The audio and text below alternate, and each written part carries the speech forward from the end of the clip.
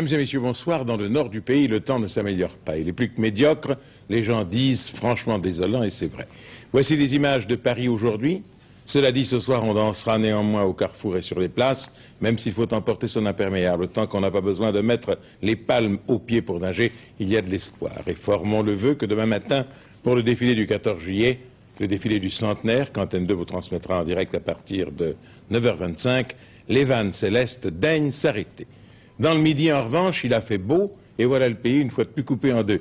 Mais les spécialistes de la météo donnent des statistiques. À la même époque, il y a 2 ans, disent-ils, les températures au nord de la Loire étaient les mêmes que maintenant, et puis l'été n'est pas en soi une garantie de soleil dans nos régions dites tempérées, certes. En juin 76, le thermomètre marqua plus 38, mais en juin 1941, il ne marquait plus que plus 11. On se console, évidemment, comme on peut. En tout cas, si vous circulez dans le sud-est, les choses doivent aller mieux que d'habitude, puisque depuis hier samedi, le tunnel routier de Fréjus est ouvert aux voitures de tourisme.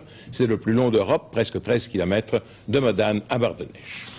Nous avons commencé hier soir le tour de France des régions de vacances, avec Jean-Jacques Dufour, que nous retrouvons aujourd'hui, pour qu'il nous fasse le point sur le début de la saison touristique dans une des régions françaises les plus fréquentées en général. Il s'agit des châteaux de la Loire. On a vu de la lumière, alors on est entré. C'est ainsi que l'on peut résumer, peut-être d'une façon un peu caricaturale, les motivations qui poussent beaucoup de touristes français voyageant en famille à visiter les châteaux de la Loire en juillet et en août. Quand l'histoire croise la route des vacances, on s'arrête, surtout si les pancartes indiquent Chenonceau, Chambord ou Azay-le-Rideau, 3 monuments classés en tête dans la hiérarchie des demeures royales. Mais que comme Loches, l'édifice soit légèrement en dehors des grands circuits ou qu'il présente des difficultés de parking comme Blois, et on constate une relative désaffection du public. Nous sommes à 150 km de la Méditerranée, alors on prenait toujours Méditerranée pour les vacances. Et là, nous montons sur la Bretagne, et c'est sur le chemin, dès que nous faisons des étapes, on en profite pour voir ce qu'il y a à voir. Parce qu'en définitive, la France est un pays magnifique et il y a beaucoup de choses à voir et on prend le temps quand on l'a pour voir. Et vous avez choisi vos châteaux comment ? Suivant la route, suivant l'itinéraire pour aller en Bretagne. On est tombé sur Amboise et puis maintenant on est venu faire Chenonceau. Ainsi, excité par le souvenir des manuels d'histoire, on essaie de visiter le maximum de châteaux. Une boulimie qui fait que parfois on ne sait plus exactement où on en est. On a vu hier... Qu'est-ce qu'on a vu hier? On en visite tellement qu'on se souvient même plus. Les châteaux de la Loire occupent donc une place de tout premier ordre dans le tourisme culturel français. En 1979, ils ont reçu environ 3 500 000 visiteurs payants. Chenonceau à lui seul, 700 000, ce qui le situe au 2e rang français des monuments de ce type derrière Versailles. Des visites le plus souvent appréciées par le public, avec pourtant un point noir souvent évoqué, le manque d'endroits pour s'asseoir. Bien, ceci est tout à fait faux, parce que dans la salle des fêtes, qui est une grande pièce qui mesure 200 mètres carrés, eh bien, tout autour de la pièce, il y a des banquettes sur lesquelles les touristes peuvent s'installer et se reposer. Les clés que vous tenez à la main sont les clés du château? Oui, c'est la grosse clé et la clé de la porte d'entrée, la porte principale que vous voyez devant vous. C'est une clé du 19e siècle, ce n'est pas une clé d'époque. Ce passage rapide à travers les siècles fait que la plupart des visiteurs apprécient la présence des guides auxquels on se raccroche dans ces vastes pièces où parfois on a du mal à suivre l'histoire de France. Sans guide, on risque de ne pas avoir, de passer à côté de belles choses, quoi. Enfin, sans guide, c'est aussi intéressant puisqu'on a quand même une certaine liberté. On peut rester plus devant une cheminée, par exemple, beaucoup plus de temps pour l'admirer, alors qu'avec un guide, il faut le suivre. Et vos monuments favoris? Les monuments favoris en général, je crois que c'est les châteaux quand même, qui remportent la palme. Je crois que... Oui. Quoi qu'il en soit, que vous visitiez les châteaux du Val-de-Loire ou bien une toute autre région touristique française, sachez qu'en cette année du patrimoine, l'Institut géographique national, en collaboration avec le ministère de la Culture, a édité une série de cartes routières très intéressantes, puisque munies d'un index qui permet de connaître les horaires d'ouverture des monuments français. Pour les 2 100 000 personnes de confession musulmane qui vivent en France, ce dimanche a marqué le début du Ramadan. La décision a été prise par la commission de la mosquée de Paris que préside son Excellence Sheikh Hamza Boubacar, recteur. La mosquée demande à la communauté musulmane que sa pénitence, c'est-à-dire sa période de jeûne, serve la cause de la paix et de la tolérance contre la violence et le racisme. Que représente le mois du Ramadan pour un musulman croyant? Voici une enquête de Denise Boer.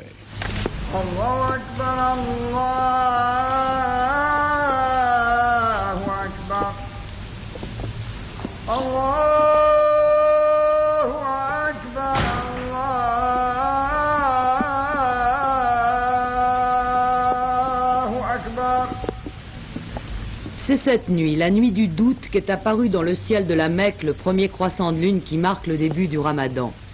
Les 2 100 000 musulmans de France ont donc commencé leur jeûne ce matin de l'an 1400 de l'Hégire. Leur abstinence sera totale, du lever au coucher du soleil, pendant 30 jours. Le Ramadan, c'est une des 5 obligations de l'islam. Cette obligation s'inscrit dans un ensemble de prescriptions divines, dont la plus importante est le témoignage de la foi. Il y a la prière, il y a la charité, il y a le pèlerinage et il y a le Ramadan. C'est une obligation. Pour nous, c'est une pénitence. Nous souffrons pendant toute la journée puisqu'il y a abstinence absolue, ni nourriture, ni alimentation, ni boisson, aucun rapport charnel, se parfumer, etc. Tout ce qui peut détourner la pensée de Dieu est proscrit. Et à la fin de la journée, pénible, surtout lorsqu'on travaille, nous disons, Seigneur, accepte notre souffrance de ce jour comme témoignage de notre reconnaissance pour tout ce que tu nous as donné. Par conséquent, en Europe, c'est extrêmement difficile. Le milieu n'est pas favorable à l'accomplissement du Ramadan, comme d'ailleurs de l'accomplissement de la prière. Mais c'est dans les circonstances difficiles qu'on affirme, qu'on donne la mesure de la profondeur de sa foi. Et les musulmans doivent s'acquitter en dépit des difficultés de cette obligation, sous peine de se sentir exclus de la communauté musulmane qui est une et indivisible. Encore une fois, l'islam, c'est une religion des héros, c'est pas une religion d'amateurs de facilité. Loin du Maroc, son pays, privé du soutien de sa communauté, la famille Roule vit en France depuis 30 ans. Miloud, le père, était fondeur chez Renault. Par une température de 90 degrés à son poste de travail, il n'a jamais failli à la loi coranique. Ses enfants, aujourd'hui, perpétuent la tradition. Ça, c'est pour mes invités. Merci. Madame, est-ce que vous pratiquez la religion musulmane et le Ramadan, bien sûr? Est-ce par conviction personnelle ou par respect pour vos parents? C'est par mes respects de mes parents et moi-même. Vous êtes profondément musulmane? Oui, je suis profondément musulmane. Est-ce que vous avez la sensation que les jeunes maintenant respectent cette tradition, cette loi? Il y en a, mais pas tous. Il y en a qui respectent, il y en a qui ne respectent pas. Ça dépend de comment ils ont été élevés. Comment s'organise une journée de Ramadan? La semaine, moi je travaille. Le week-end, le matin on fait le ménage. Du repassage si on a. L'après-midi on prépare le harira. C'est une soupe très très légère. Il y en a qui font shorba. Ça dépend des pays. Et puis après le soir on prépare notre brochette pour le dîner du soir. Et vous veillez tard? Le week-end. Mais là, quand je travaille, non. Vous priez la nuit? Non, je ne fais pas la prière. Pourquoi? Je sais lire l'arabe et tout, mais quand je sais pas comment on appelle ça. Oui, la prière. Je sais lire et tout, mais quand on se baisse par terre, il y en a qui se baissent 2 ou 3 fois, il y en a qui c'est 2 fois, et moi j'arrive pas à faire rentrer ça dans la tête. C'est à cause de ça que... Une déformation européenne, alors. Voilà. Disons que je suis un petit peu contraint de faire le Ramadan, d'abord par respect pour mes parents, parce que je suis fils de travailleurs immigrés. Et puis, je suis donc tenu de le faire, simplement, c'était une contrainte morale. Et c'est aussi un des piliers de l'islam de faire le Ramadan, dans la mesure où c'est pour inculquer aux gens assez nantis, assez aisés, la souffrance, de faire comprendre la souffrance qu'endurent justement les pauvres, les gens qui n'ont rien à manger. C'est une sorte d'obole spirituel. Mais la loi coranique exige qu'on soit charitable pendant le ramadan, non? Oui. C'est une obligation assez cruelle dans la mesure où même les démunis sont pratiquement priés de donner une obole. Alors ça, c'est quelque chose que je ne comprends pas du tout. À l'occasion du Ramadan, la mosquée de Paris s'adressait hier aux communautés musulmanes de France et d'Europe. Elle souhaite que cette pénitence serve la cause de l'humanité tout entière dans la voie de la paix, contre le racisme et la violence, pour le triomphe de la fraternité humaine. L'an passé, à peu près à la même époque, Mme Monique Pelletier, ministre chargée de la famille et de la condition féminine, créait un groupe chargé d'étudier comment l'on pouvait effacer dans les livres scolaires toute trace de sexisme. L'initiative a porté ses fruits. En effet, à la suite des recommandations de ce groupe, le syndicat national de l'édition vient d'adresser à l'ensemble de ses membres une circulaire demandant aux auteurs de manuels scolaires de tenir compte, je cite, de l'évolution de l'image de la femme dans la société. Il faut dire que jusqu'à présent, dans les petites classes, il arrivait d'utiliser encore des livres scolaires datant de l'immédiat après-guerre, c'est-à-dire d'il y a plus de 30 ans. Pierre Alain. Ces livres scolaires destinés aux tout-petits seraient-ils insidieusement sexistes? En tout cas, certains d'entre eux donnent souvent aux enfants une image de la femme pas toujours fidèle à la réalité. Ils cantonnent la mère ou la fille dans les travaux ménagers, réservant au père tout ce qui est activité professionnelle, sport ou loisirs. Mamie prend sa corbeille à ouvrage et raccommode un corsage. Grand-père bavarde avec papa. Très bien, tu t'arrêtes. J'aimerais savoir si cela se passe comme cela chez vous, au moment de la veillée. Oui. Eric? Oui? Oui. Qu'est-ce qu'elle fait, ta maman? Elle prépare... Pour l'enfant, apparemment, ce genre de situation correspond à une certaine réalité. Et si ce n'est pas le cas, l'instituteur est là pour en parler avec lui. Le vendredi après-midi, il existe un atelier cuisine. Et j'ai demandé à un petit garçon de faire cet atelier cuisine puisqu'il ne l'avait jamais fait. Et vraiment, au lieu de me dire non gentiment, il s'est vraiment redressé en me disant « Je suis un garçon, je ne veux pas aller à la cuisine, ce n'est pas aux garçons de faire la cuisine, ni aux garçons de faire la vaisselle. » Alors une réaction comme ça, c'est dû à quoi? Au manuel, à l'éducation qu'il a auprès de ses parents? Moi je pense que c'est dû à son éducation dans le milieu familial, pas au livre de lecture. Ce n'est jamais facile de changer les mentalités, mais dans ce domaine, il est important d'y arriver, car ce sont les enfants d'aujourd'hui qui feront les livres, et donc la société de demain. Alors est-il indispensable de passer par l'intermédiaire de livres scolaires pour changer chez les jeunes l'image de la femme dans la société? C'est ce que je demande à Mme Pelletier, que voici en direct sur le plateau d'Antenne 2. Le livre scolaire est en quelque sorte un symbole. D'abord, il est présent. C'est à partir du livre que l'on commence à échanger avec les instituteurs, avec les autres élèves et qu'on le montre à ses parents.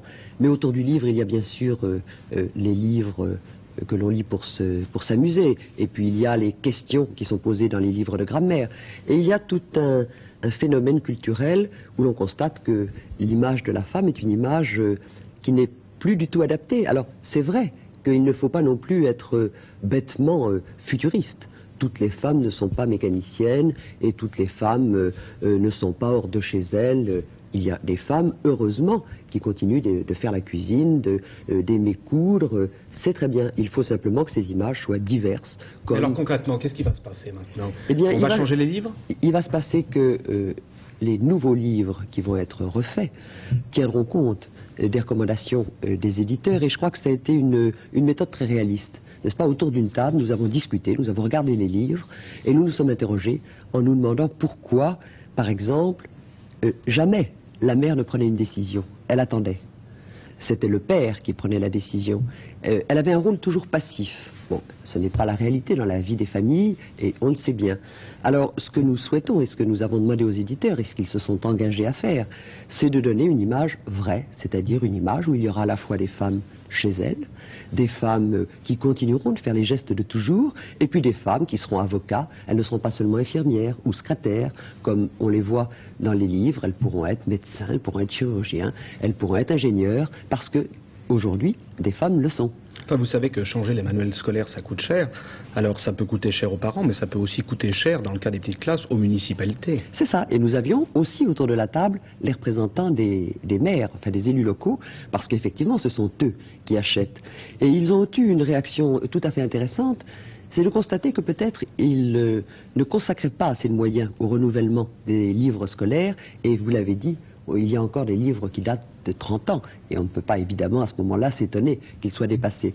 Mais je crois que ce qui est important dans cette affaire, c'est qu'encore une fois, c'est un symbole que de nombreuses associations féminines avaient dénoncé, tous ces stéréotypes, et que éditeurs, maires, pédagogues de l'éducation se sont réunis sous l'égide du ministre de la Condition féminine pour aboutir à une règle du jeu. Il ne s'agit pas de changer, de faire des lois, il n'y a pas besoin de lois, mais simplement d'une volonté commune, et je suis convaincu que c'est comme cela qu'il fallait faire. Vous entendiez l'enfant dans le reportage il y a un instant, chez lui, papa lit et maman coud.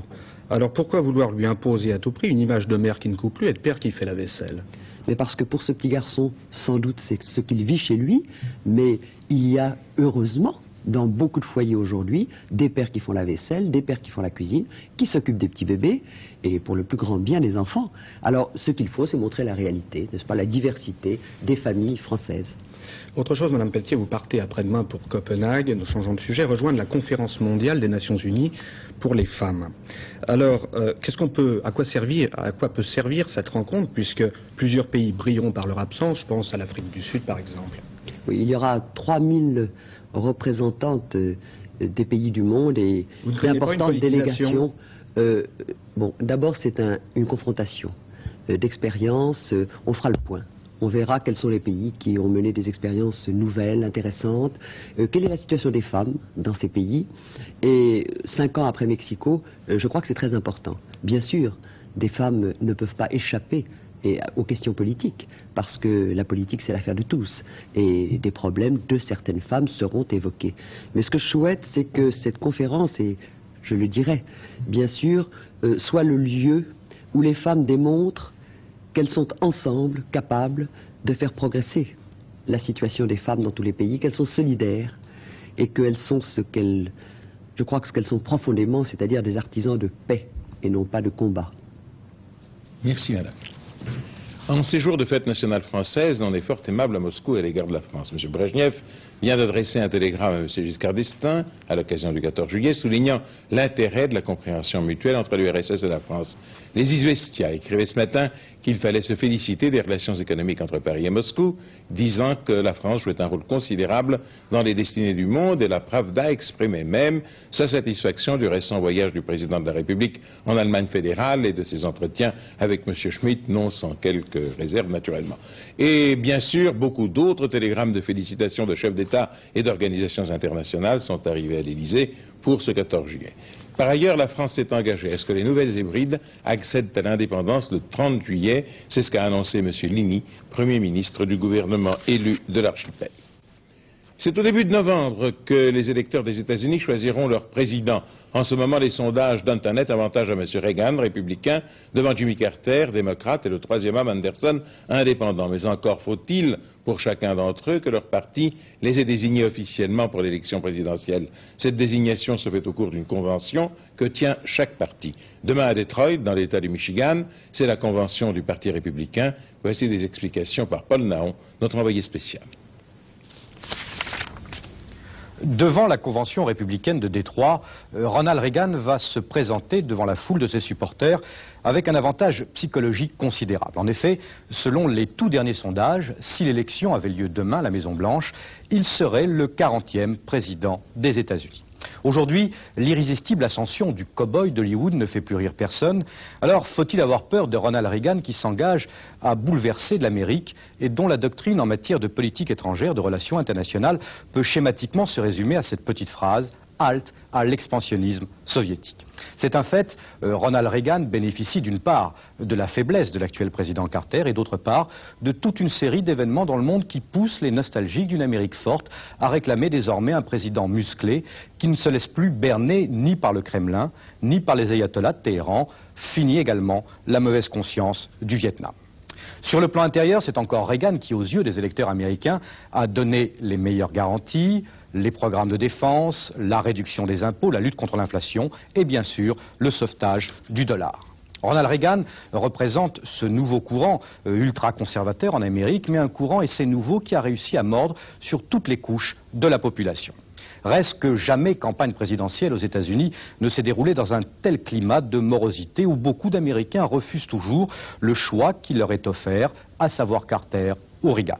D'où l'apparition de ce troisième homme, John Anderson, qui en dehors des deux grands partis traditionnels réussit ce tour de force, obtenir 25% des intentions de vote, alors que Carter en a pour l'instant 33% et Reagan, lui, 37%.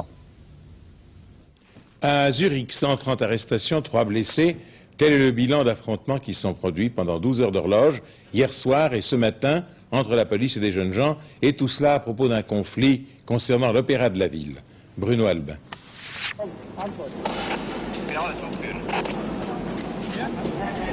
Cela aurait pu n'être qu'une manifestation comme il y en a beaucoup d'autres, avec des barricades et des manifestants harcelant des forces de police, un défilé de protestation interdit par les autorités qui se heurtent à une brigade anti-émeute particulièrement bien équipée. Mais ce qu'il y a d'exemplaire dans cette bataille de rue, c'est d'abord son motif, car à l'origine de tout ceci, il y a un simple désaccord entre les étudiants et les autorités sur un programme de rénovation de l'opéra. Il y a disproportion en apparence tout au moins entre le problème et les événements qu'il provoque. Cela fait plus d'un mois et demi que l'affaire dure. À la fin du mois de mai déjà, des affrontements particulièrement violents avaient opposé les jeunes Zurichois aux policiers. Plusieurs d'entre eux avaient été arrêtés. 130 l'ont été hier au cours des émeutes que les forces de l'ordre ont fini par réprimer ce matin après une bataille rangée qui a duré toute la nuit.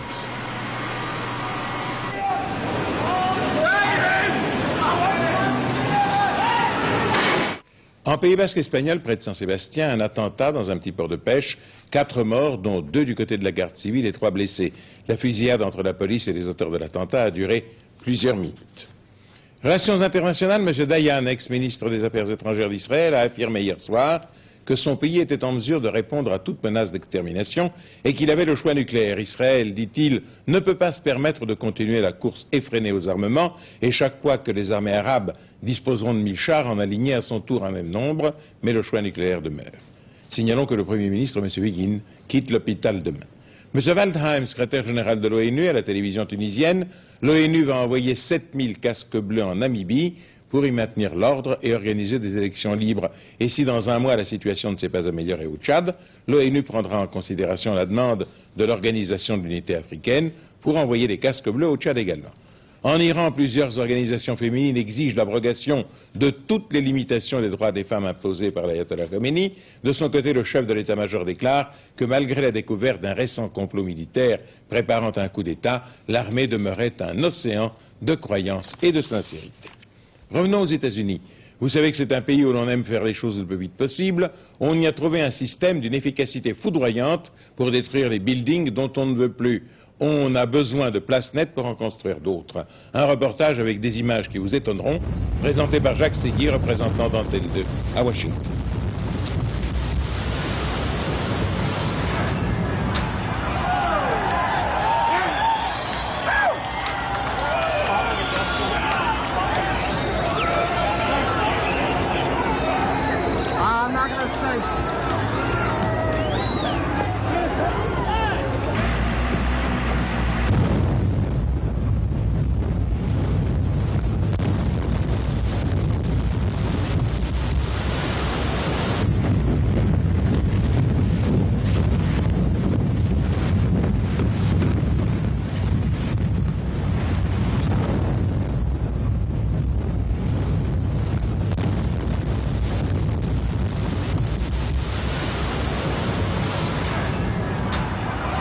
Suivons par le détail la démolition d'un immeuble de 10 étages à Miami. Première étape, l'immeuble est totalement décharné, vidé de toutes ses structures secondaires. Sur pied ne reste naturellement que ce qui le soutient, les charpentes métalliques et les murs. Chaque immeuble étant différent par sa taille, son emplacement et ses matériaux, il y a donc un secret. Comment faire s'écrouler un château de cartes de cette nature sans détruire les immeubles voisins ou du moins sans faire voler les vitres du quartier? C'est le secret de la famille Loiseau. Le père, les deux fils et le petit-fils. Avec une technique expérimentée en 1940, ce n'est qu'en 1960 que les Loiseau ont créé leur propre société.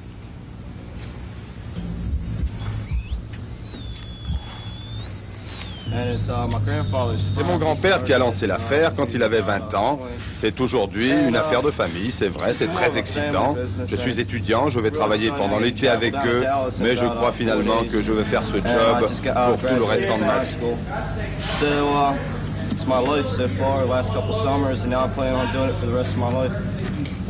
Deuxième opération, la préparation des explosifs. La famille Loiseau a déjà fait exploser 3000 immeubles avec sa méthode. Elle va en faire exploser une centaine cette année.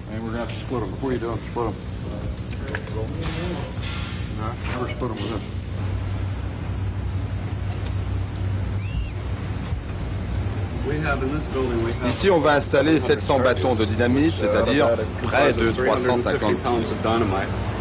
Les charges sont placées au premier, au quatrième et au septième étage.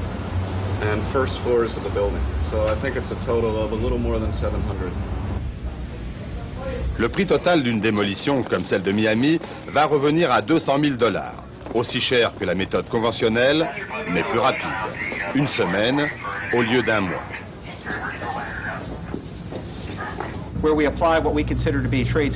L'un des frères Loiseau ne va pas révéler le secret de la méthode, mais il explique que le but est de faire faire une pirouette à l'immeuble qui subit ainsi une implosion plutôt qu'une explosion.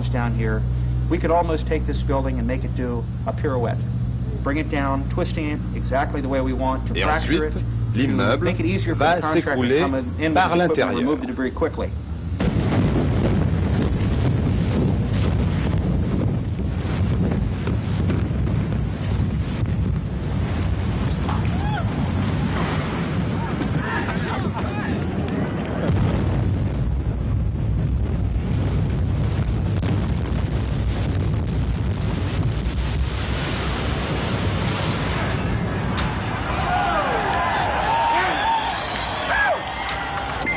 L'opération se passe toujours un dimanche et à chaque fois, les frères Loiseau prennent une assurance de 4 millions $. Mais les dangers sont minimes. Ainsi, les sismographes n'enregistrent qu'une légère secousse qui n'ébranle pas du tout les immeubles voisins. À Miami, la circulation n'a été interrompue que pendant 45 minutes, le temps de programmer les explosions. C'est là le secret des frères Loiseau, programmer les explosions qui, dans le temps, peuvent aller jusqu'à 40 secondes. Mais à Miami, pour un immeuble de 10 étages, l'écart entre la première et la dernière charge était de 7 secondes et demie.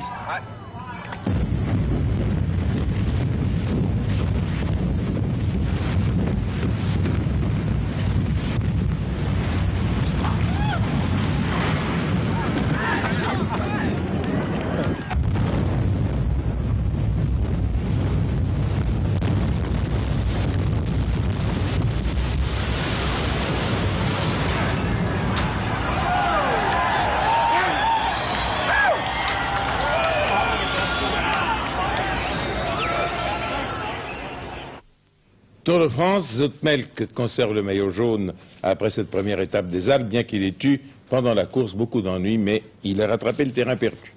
Course, le terrain là était naturellement lourd et en tous les cas glissant, mais les chutes n'ont pas été très nombreuses dans le tiercé, avec celle-ci cependant presque au début du parcours, que vous allez voir. Il s'agissait d'Auteuil, un jockey va tomber, un autre va tomber sur lui.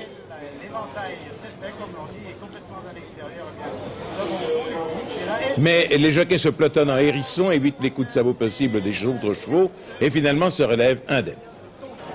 Plus de peur que de mal. Dom Lully mènera longtemps, mais le lot aujourd'hui a été meilleur que celui qu'il avait battu il y a 15 jours. Et la course va se jouer après le dernier tournant entre deux chevaux très attendus, War Legend et Fils des Cajoles, et un troisième cheval qui l'était beaucoup moins, Dordek, War Legend, casaque bleu marine, toque bleu clair, Fils des Cajoles, casaque bleu foncé, épaule et toque jaune, Dorbeck qui vient à droite en casaque vert, brassard et toque rose, entraîné par le jeune Biancon, dont la bonne forme ne se dément pas. Il est monté par Cholet, il arrache la victoire avec courage. Il avait gagné 2 courses à Cannes durant l'hiver, mais il avait couru seulement en plat depuis quelque temps, et sa réapparition à Auteuil est donc une victoire, deuxième War Legend, troisième Fils des Cajoles, ce qui fait 14, 3, 4, dans l'ordre 2447,50, sans ordre 489,50. Et voici les pronostics de Pierrette Bresse pour le tiercé de demain à Saint-Cloud. My Nephew, le 4, qui reste sur 2 excellentes courses et qui est monté par Yves Saint-Martin, qui monte mieux que jamais. Benoît, 19, bonne petite jument très malheureuse à sa dernière sortie. Antevix, le 2, malgré un poids élevé, 57,5. Angarius, le 14, un ancien très bon cheval qui revient après les pépins. Hope to Beat, le 3, très souvent aux places d'honneur et qui aime courir corde à gauche. Ensuite viennent Danari, le 5, Rebalta, le 12 et Joufia, le 17. Le temps demain reste désolant. Le matin, pluie sur la moitié nord, c'est toujours la même chanson. Un peu de soleil près de la Méditerranée et des nuages sur le reste du pays. Faites attention en roulant, tout le monde sera un peu comme vous sur la route, nerveux à cause d'un week-end passablement gâché. Au cours de la journée, les pluies gagneront l'est et le sud, mais le ciel enregistrera quelques éclaircies sur le quart nord-ouest du pays. C'est Gérard Holz qui vous donnera les dernières informations de la soirée et qui vous présentera demain Antenne de midi. Nous nous retrouverons, si tel est votre choix, demain matin pour le défilé du 14 juillet et peut-être même dans un instant pour une